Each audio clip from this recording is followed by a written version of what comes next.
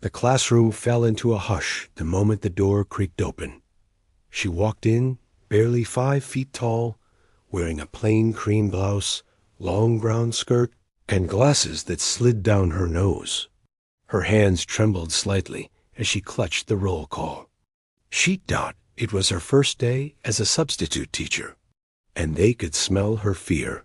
A boy from the back, muscle-bound, with tattoos snaking up his forearm, whispered, loud enough for the class to hear, "Look what we got today." Another rookie. The room erupted in low snickers, but she smiled, softly, politely. She walked to the front desk, and the moment she turned her back, it began. A spitball landed on her shoulder dot, then a paper plane skimmed past her ear. She ignored it, clearing her throat as she opened the attendance book. "Good morning, everyone. I'm Miss Harper. I'll be your substitute." A sudden rip silenced the room. A loud tear. Right behind her dot, she gasped. A student had walked up and ripped the back of her shirt, laughing as pieces of fabric fluttered too. The floor. The class froze. For one long moment, there was nothing. Just her shallow breath, her spine stiff, her face white. She turned around slowly, clutching her torn shirt. Her voice was barely a whisper. "Why would you do that?" The boy grinned. "Relax, Teach.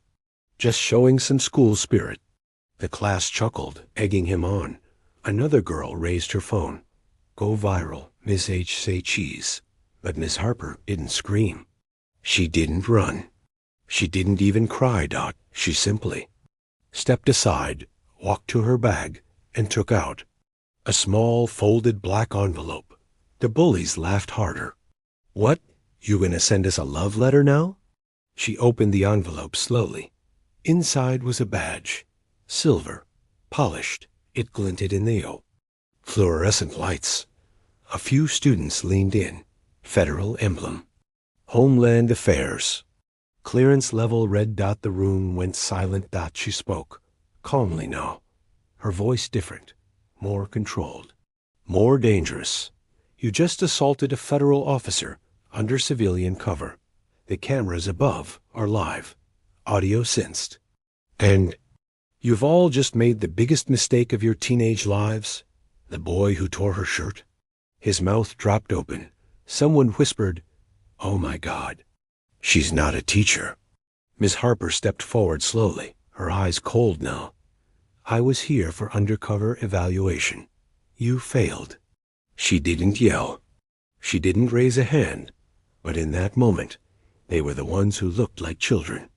By one, they started to apologize, stammer, beg, but it was too late. She picked up her phone. "Sir, we have confirmation.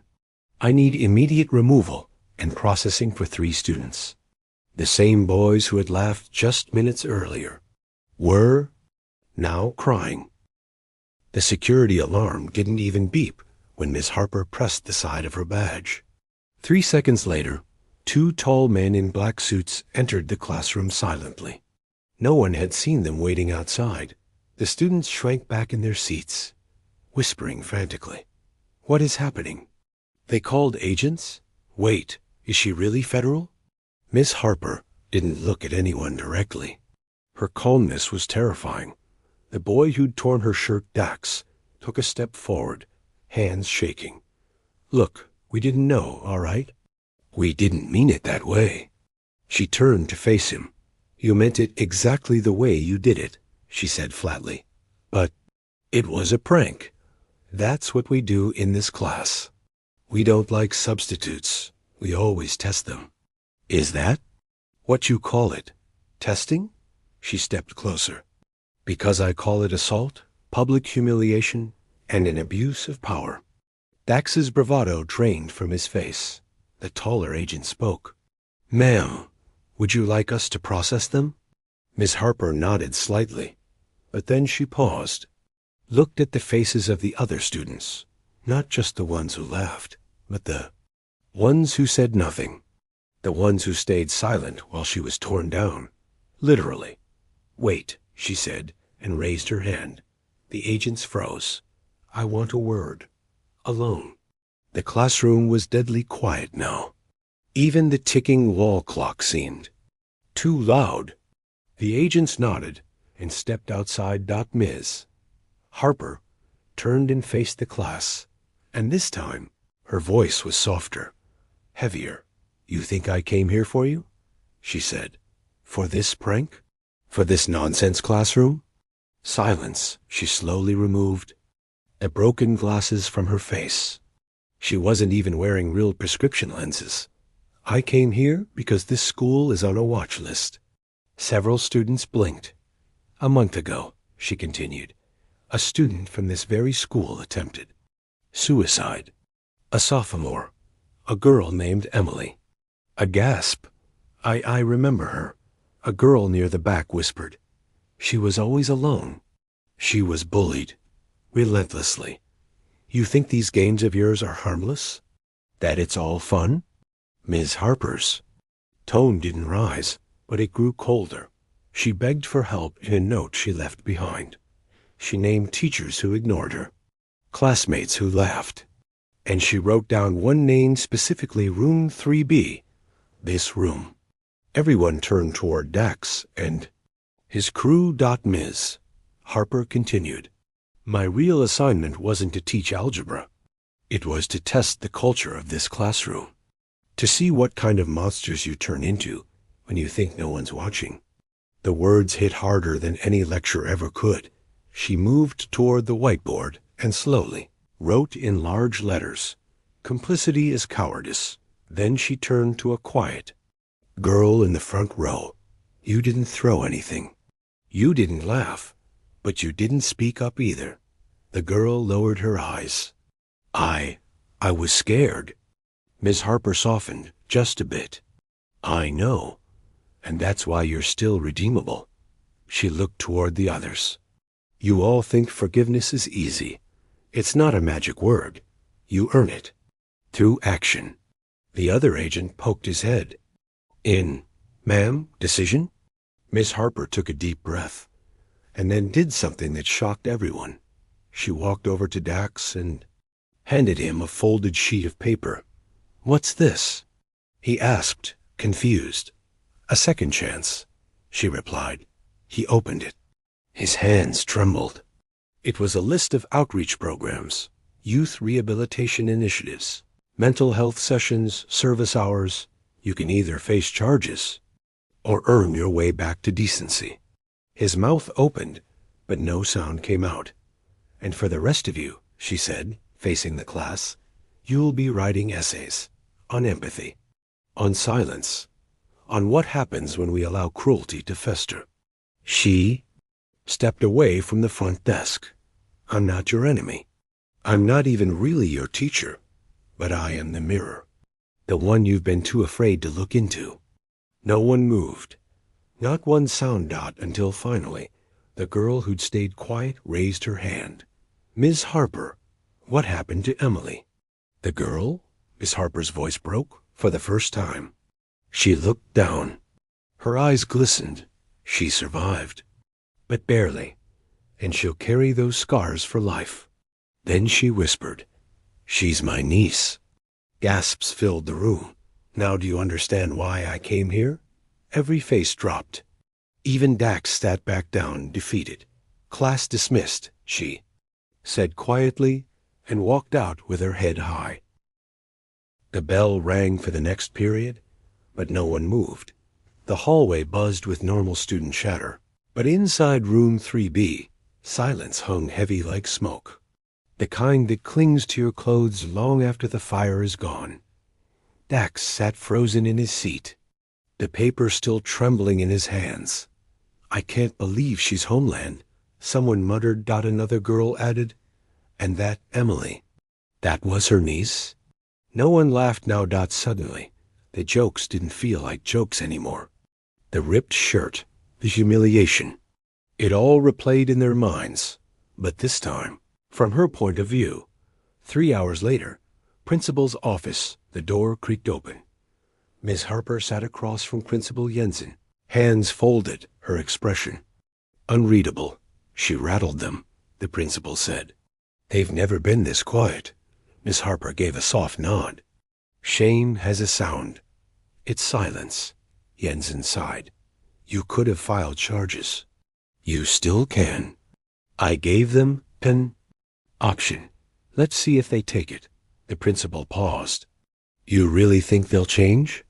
She looked up. Her eyes, still tired from years of pain, carried a flicker of hope. I've seen monsters become men.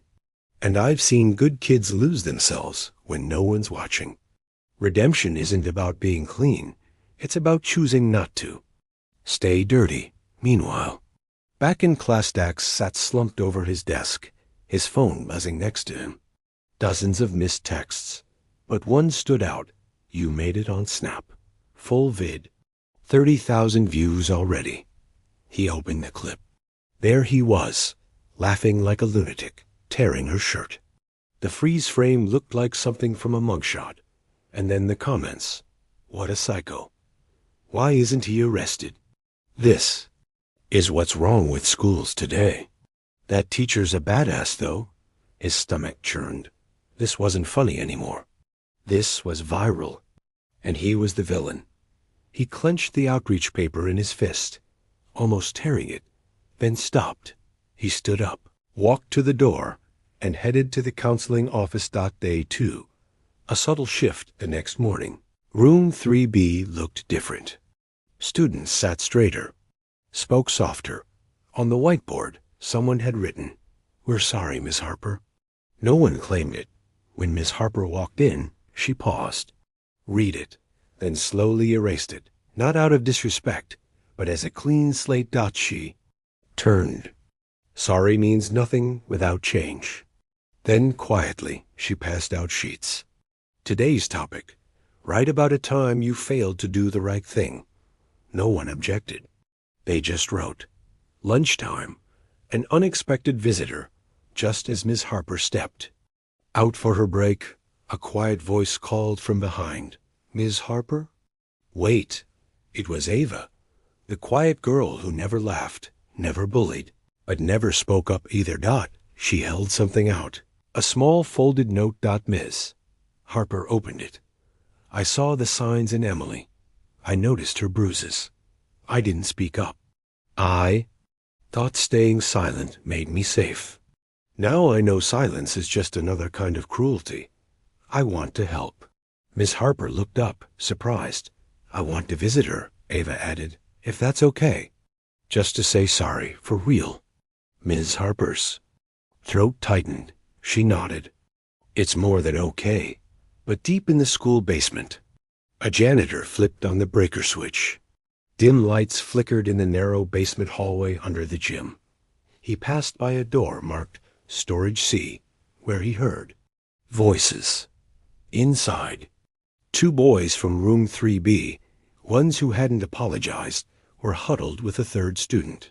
One not from their class. You're saying she's fed? That's what they're all saying. We gotta shut her down, bro.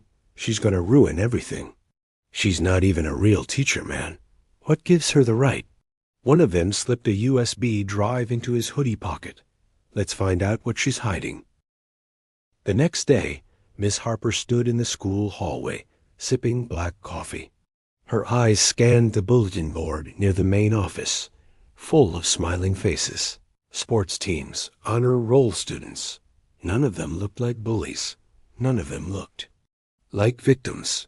That was the problem. You couldn't always tell by looking. Meanwhile, in the basement, Dax's 2 friends, Reed and Tyler, waited until the last class ended.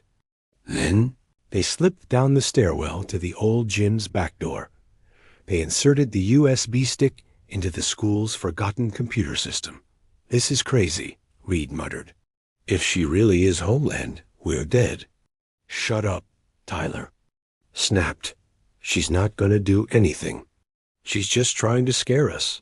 But if she's got secrets, we'll find them. The screen buzzed to life. Folders opened. Files loaded. One file read. Operation. Whistleglass level red clearance. They hesitated. Tyler clicked anyway. The file opened to a document filled with surveillance, screenshots, cafeteria, hallways, classrooms, names, timestamps. A few even showed students exchanging money or slipping packages into lockers. Then Reed froze. "That's U.S." he whispered. One photo showed the two of them selling pills to a sophomore. Clear as day. "Oh my God. She's not here for Emily," Reed panicked. "She's here for us." Suddenly, footsteps. "Someone's coming," Tyler hissed. They yanked the USB out and ran into the back exit, their breaths heavy with fear. But someone had seen them. A girl, Carla, the quiet one from the debate team. She had her phone in her hand, recording everything. Later, that evening, Miss Harper's apartment. The apartment was small, tidy. Books on psychology, juvenile crime, trauma healing lined her shelves. She stared at her laptop screen. A blinking red icon read, "Access breach. Gym server room." Her jaw tightened. She tapped a few keys, revealing the login ID. Tyler.Carter_03. She sighed. She had hoped the program wouldn't provoke them this early. Suddenly, a knock. She opened the door and saw Carla standing there, nervous, holding her phone. I saw something," Carla whispered. Ms. Harper let her in, watched the video. When it ended, Carla said softly, "I knew something was off about them, but no one ever listens to the quiet girls." Ms. Harper looked at her carefully. "I do." The next day, trap is set the following morning. A fake announcement echoed through the school. "Reminder, today's locker checks will be conducted randomly. Please cooperate with staff." Tyler and Reed looked panicked. They shared a look. Then ran. Ms. Harper was already waiting at the hallway corner. "You really should have picked a better hiding place," she said calmly. Reed turned, desperate. "We didn't mean to. We thought you were bluffing." "You broke into federal files," she replied, folding her arms. "You exposed an active investigation into student trafficking and prescription abuse." Tyler tried to run. Two plainclothed officers stepped out of the stairwell. "Not today, kid," one said, handcuffing him. A crowd of students had gathered. Whispers grew. "Is she a cop? What's going on?" And then Dax stepped forward. He stood in front of the entire school hallway. "She's not a cop," he said. Everyone stared. "She's someone who actually gives a damn." Principal Jensen's office. Later the rests were quiet but swift. As Tyler and Reed were. Taken away, Jensen turned to Harper. "You took a big risk," he said. "Exposing this in the open." Harper nodded. Silence breeds shadows.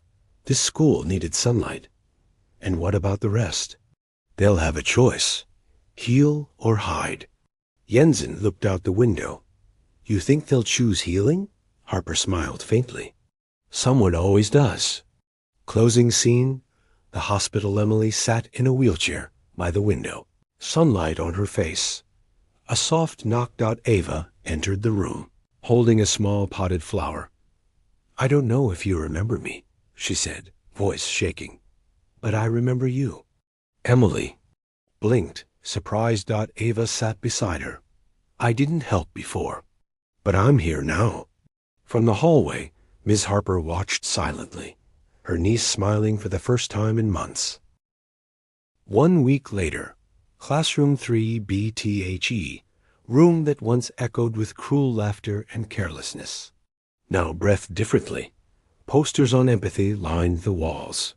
A corner was set up for anonymous journals. And the front desk? It was no longer a battlefield. It was a space of respect. Dax sat in the front row now, voluntarily. He hadn't said much since Reed and Tyler were taken in, but he showed up. Every day, quiet, focused. Ms. Harper entered, holding a stack of papers. "Today's topic," she said, is about choice, not the one you made last week or yesterday, but the one you make right now. She passed out an assignment.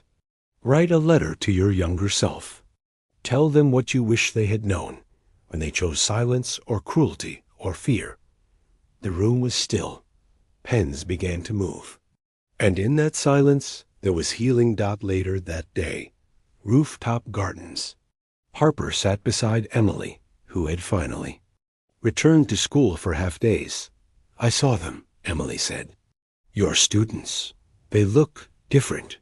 They are, Miss Harper replied softly. Pain changes people. So does truth. Emily turned to her. What about you? Harper smiled, but it was tired. Not fake, just warm. I used to think the badge was enough, that doing justice meant carrying a gun or catching bad guys. But I realized something. What? Harper looked up at the clouds. You can't arrest trauma. You can only teach people to stop creating it. Meanwhile, in the principal's office, Principal Jensen held a file in his hand, labeled, Miss Harper, Agent Resignation Request. He raised an eyebrow as Harper entered. You're sure? I'm not leaving the mission, she said. Just changing uniforms. Why? She set a folder on his desk, filled with testimonials from students, essays, letters. They listened. That's more than most adults ever did for me. He nodded. So what now? She smiled faintly. I want to stay. Not as Agent Harper. Just Miss Harper, the teacher. 1 month later, the ceremony the school held a memorial event for mental health awareness. On the stage, Emily shared her story. Brave, vulnerable. Ava stood next to her, arm around her shoulder. Dax gave a speech about change, guilt, and hope. And when Miss Harper was called up to speak, the entire auditorium stood. Applause thundered. But Harper didn't speak of her badge. She spoke of her scars. I used to be invisible, she began. Bullied so badly in school that I once asked my mirror not to reflect me. Silence. But one teacher, one person, told me I was worth fighting for. She looked at her students. Today, you became that person. For each other. Final scene. Locker 143. Miss Harper opened a locker, Emily's old one.